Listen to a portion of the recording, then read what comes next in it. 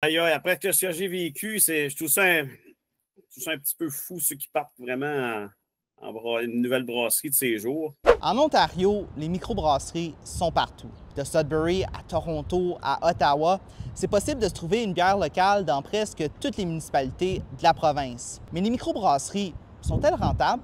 D'être une brasserie aujourd'hui en Ontario, c'est difficile. As sad as it is, my first bit of advice would be to not start a brewery. We lost money year one, we lost money year two, we're likely going to use money year three. Les microbrasseries font face à plusieurs embûches. Il y a le marché. À Toronto, il y a environ 40 microbrasseries et en Ontario, c'est plus de 350. C'est donc primordial de se trouver une identité pour se démarquer. Je pense que ce qu'on voit, c'est que les brasseries indépendantes, ils ont des racines locales dans leur propre communauté et ça devient un point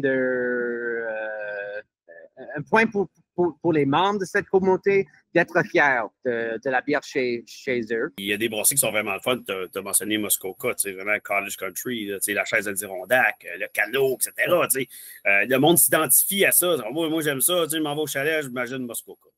Mais ça peut aussi avoir l'effet inverse. Like, think about this for a second. If you were going to try to sell Bellwoods in Thunder Bay, which is part of the LCBO's purview, like, how do you make people in Thunder Bay care about the fact that there's a craft brewery in Toronto? Un autre défi pour les microbrasseurs, c'est de vendre leur bière à la LCBO.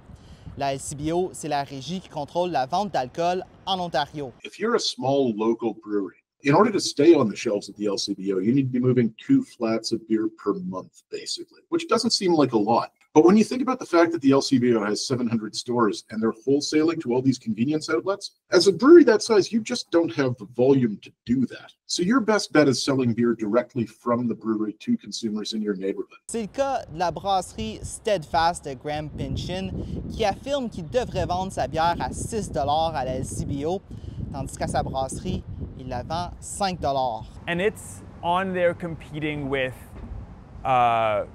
large European imports that are priced at $3, or maybe some really good quality Ontario craft is priced at $4, and without the sort of brand recognition and anything to sort of recommend it to a casual consumer who goes in, they're not going to want to spend an extra $2 for something they don't really know. Il y a aussi la taxe ontarienne sur la bière, une taxe qui a été réduite au début du mois d'août. Beer tax, Ontario Beer tax, ça c'est celle qui fait mal. Ça, là, c'est celle qui prend beaucoup du profit. C'est très élevé. C'est avare comme taxe. Pour vous donner une idée de l'impact de la réduction de la taxe sur la bière sur des microbrasseries, le 1er août, la taxe est passée de 36 cents le litre à 18 cents. Finalement, les microbrasseries ont aussi beaucoup d'autres dépenses, comme les salaires, les matériaux et les fournitures. Il y a aussi les attitudes envers l'alcool qui changent et l'émergence des boissons alcoolisées comme les seltzers.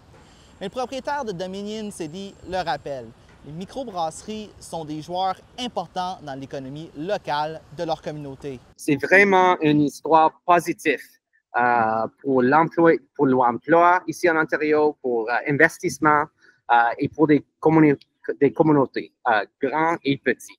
Mais c'est pas facile.